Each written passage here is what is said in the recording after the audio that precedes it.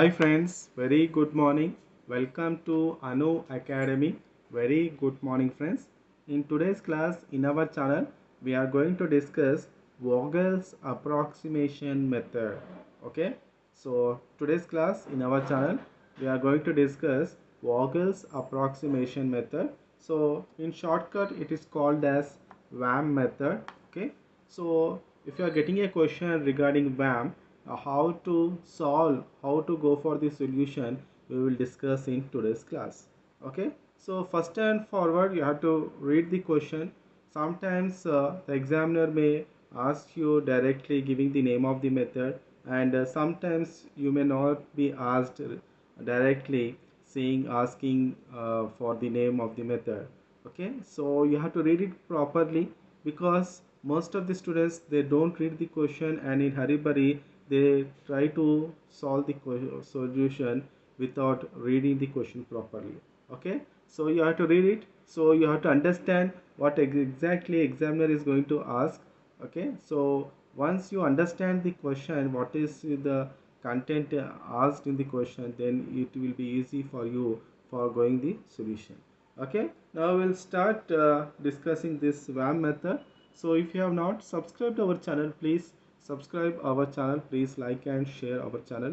Okay, so if you need any additional information, please post in the comments box, I will give you a reply. Okay, now we will start discussing today's class. See here, I have wrote the heading Vogel's approximation. So as I told you, starting of the class, it is called as VAM method. So first we'll read the question. Find the initial basic feasible solution for the following transportation problem by VAM. Okay, so we know VAM belongs to transportation method. Okay, so it is part of transportation, and a specialty of this VAM is, see, previous case whereas northwest corner rule or least cost method, in a single table we performed all the allocations, and we have solved this solution. Now the specialty of this VAM is, for each and every allocation we have to go for a separate table. In that table we have to show the changes with respect to the demand and with respect to the supply. Like that we have to go for each and every allocation. Okay, now we will see the question. This is the sentence starting of the question. Find the initial basic feasible solution for the following transportation problem by VAM. Okay, so this is the table, exact table for our question. So in this table you can see destination is there, origin is there, and supply. Okay, so destination, origin and supply, and we have demand D1, D2, D3, D4, right? And origins you can see O1, O2, O3, right? So this is the question for us, and for this question we have to go for a beautiful solution. Okay, so first of all we will see whether it is a balanced or not. Okay, so first and forward we want to check whether the given VAM is balanced or not. See here, just add this supply, 250 plus 300, 550 plus 400, it is 950. See here for the demand, 200 plus 225, it is 625. 625 plus 275 and 250, it is 950.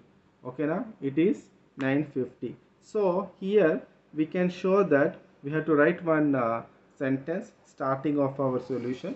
Now we will see here how we have to write the solution. Since summation of ai is equal to summation of bj is equal to 950, the problem is balanced and there exists a feasible solution to the problem. Okay, so this is our starting step of our solution. We have to show whether it is balanced or not balanced. Okay, now right, now we will start the solution by writing the allocations. So this is our first allocation. So write as it is, how it is asked in the question. Write the table as it is.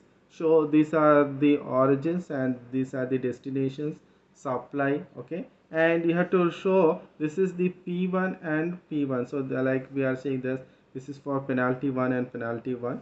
for the first allocation. Okay, so put all these boxes, and in these boxes fill the relevant data which is asked. Okay, now so it will be easy for us for allocating the things with respect to the demand and with respect to the supply. Okay, now we will start how changes have been performed in our first allocation.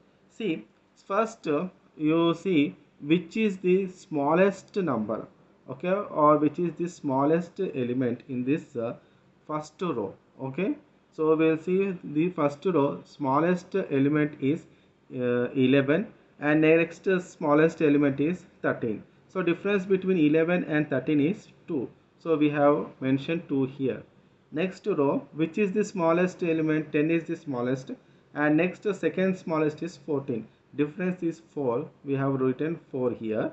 And third row, which is the smallest? 10 is the smallest, and next smallest is 13. So difference is 3. So we have written 3 here. Now coming to the columns. Now which first column, which is the smallest? 11 is the smallest, next smallest is 16. So difference is 5. So we have written here 5. Second column, which is the smallest? 13. Second smallest is 18. So difference is 5. We have written here. And third column, which is the smallest? 13 and 14. So this is the difference 1. And fourth column, so difference is 0. So write 0 as it is. Okay. Now we will go for the allocation. See here. So here, if we check our first column, in demand it is 200 and supply is 250. So which is more? Supply is more. So it is 250 and here it is 200. So supply is more. So some from supply remove this 200. So remaining is 50. Just cut here and write 50, so that this 200 moves to the first division. Okay, so it moves to the here under D1, right, and this 200 becomes 0. Okay, so put this arrow for allocating so that it belongs to this first column, right, for which we are showing the allocation. And as this becomes 0, what we have to do? We have to eliminate the first column. Okay, so in this VAM, we know in our previous classes we have discussed regarding this northwest corner or least cost method. So which is it is satisfying the demand or it is satisfying the supply. A respective column or respective row is eliminated, or we are just ignoring the respective row or respective column. Now this, as it is 0, this becomes the first column is eliminated. Okay, right. Now leftover elements we are writing in our second allocation. Okay, second allocation as it is. See here, so this is eliminated. No, so from C, so this is eliminated. So these leftover things we are writing in our second allocation. Okay, it is clear. I think all of you are understanding. If you are having any doubts, please post in the comments box. I will give you reply. See, in our second allocation, you can see as it is. So 13, 17, 14, 18, 14, 10, 24, 13, 10. So same, identify the differences right here in respect to the rows and respect to the column. So first here it is, so you have to write P2, and here you have to write P2 as it is second allocation, right? Write demand and write supply. Okay, now, and see the differences, it is 1, and the second difference it is 4, third difference it is 3, and talking to this column, the first difference is 5, 1 and 0. Okay, 5, 1 and 0. I think all of you are understanding how we wrote these differences, right? Identify the first smallest element, second smallest element, and difference between the first smallest element and second smallest element with respect to the rows and with respect to the column. Like that we got these numbers. Okay, now we go for the second allocation, right? See here, just put the arrow for which we are performing the allocation. So here we can see it is 225 and but it is 50. So what is happening here? This is 225 is more, so 50 comes here and we are minusing 250 from this 225, it becomes 175. Okay, so what is happening here? So this 50 becomes 0, so this entire row is eliminated. So previous case, in our first allocation, what happened? We have eliminated the first column, but in our second allocation, what we are doing, we are eliminating the second. We are in second allocation, what we are doing, we are eliminating this entire row. Okay, now we will write third allocation for which the leftover things are there. So this is our third allocation. So 18, 14, 10, 24, 13, 10. So write third allocation. So each and every table you have to write the heading properly. Okay. So you have to draw. It's better. It is always recommended. Draw your table of your representing the allocations with the pencil and write the relevant data with the pencil. So it gives a good presentation for the examiner. Okay now. So right here P3 and here also P3, demand supply. Write the differences 43610, as we know how we get these differences. Okay now. Right. Now we will go for this allocation third. Put arrow like this.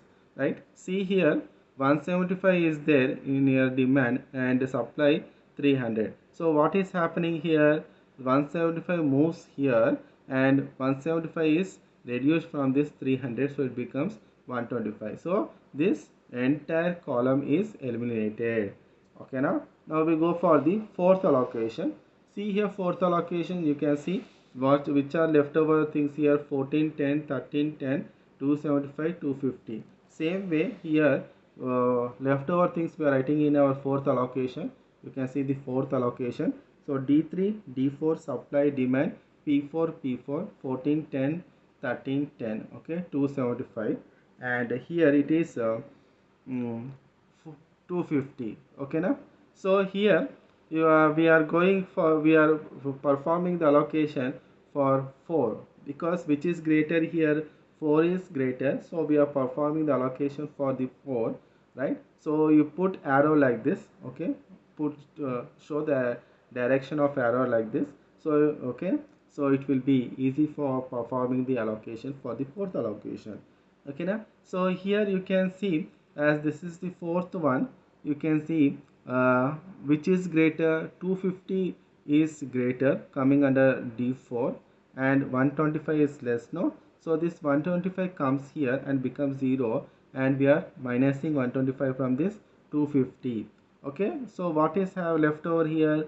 125 is left over, means what is happening, it is 0, no? So this entire row is eliminated under allocation 4. Now we will see the allocation, fifth allocation. See fifth allocation, previous case 13 and 10 is left over, no? So the same we are writing 13, 10 and 275 and 125. Okay, supply is 400. Okay, so here see the differences and write in P5. Okay, so differences so as it is we are writing 13, 13 and 10, 10. Okay, so both the differences we are writing here. Okay, I think all of you are understanding the fifth allocation. Okay, now what we will do, here we have 275 and here we have 400. What we will do, we will send this 275 here and we will minus 275 from this 400, so it becomes 125. So this row this column is eliminated. Now leftover is 10 and 125. Okay, see here in our sixth allocation, which is left over 10 and 125, supply is also 125. Okay, right. Now here, so only we have 10 here to see, put arrow in this direction for which we are performing the sixth allocation. See, at last in our sixth allocation, what we are proving here, 125 and here also 125, no? So what we are showing, demand is equal to supply. Okay now, demand is equal to supply, we have proved in this sixth allocation. So just put zeros and put 125 here. Okay, so put 125 here. So we are stopping here at our sixth allocation. Okay, so once we are showing that demand is equal to supply, what we have to do? We have to find out the transportation cost. Okay, now what we have to do here? We have to find out the transportation cost. Okay, so transportation cost, how we are going to find out? See here, I will show.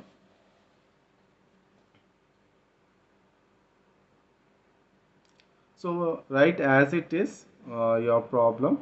Okay, and we have to allocate the values. Okay, see as it is, and what are the changes we have identified in each and every allocation with respect to the demand and with respect to the supply. We have to write all these values here. Okay, I will show. See, this is the 200, 50, 175, 125, 275 and 125. So these are the changes we have mentioned in our problem. So right after completing, after showing the demand is equal to supply, okay, in our last allocation, right? So last this is we can say before our conclusion. So this is write the exact table which was asked in the problem and allocate what are the changes are there in this. So first change is 250, here 175, 275, 125 and 125. Six changes we can easily identify in this problem. Okay, now I think all of you are understanding here, and we will go for the conclusion. Okay, see here, we will go for the conclusion. Here you can see there are six positive independent allocations which equals to m plus n minus 1 is equal to 3 plus 4 minus 1. Okay, so what is m and what is n here? See, m is the number of you can see here how what is m is. See, m is 3. What is the meaning of 3 here? What, why we wrote 3? See, 1 2 3. Okay, so 3 rows are there. M stands for rows and n stands for columns. How many columns are there? 4 columns. So rows plus columns minus 1, that is 6. So what we got here? There are 6 positive independent allocations which equals to m plus n minus 1 is equal to 3 plus 4 minus 1. So this ensures that the solution is a non-degenerate basic feasible solution. Therefore, the transportation cost is, now find out the do the calculation for the transportation cost. 11 into 200 plus 13 into 50 plus 18 into 175 plus 10 into 125 plus 13 into 275 plus 10 into 125. You have to write in terms of rupees, that is 12,075 to 75 rupees is our transportation cost using VAM method. Okay, na, using VAM method. So I think all of you understood today's VAM method. So if you're having any doubts, please post in the comments box. I will give you a reply. Okay, definitely you'll get a question regarding VAM method coming under transportation problem. Okay, so that's all, friends. If you have not subscribed our channel, please subscribe our channel. Please like and share our channel. Thank you very much. Thank you for watching.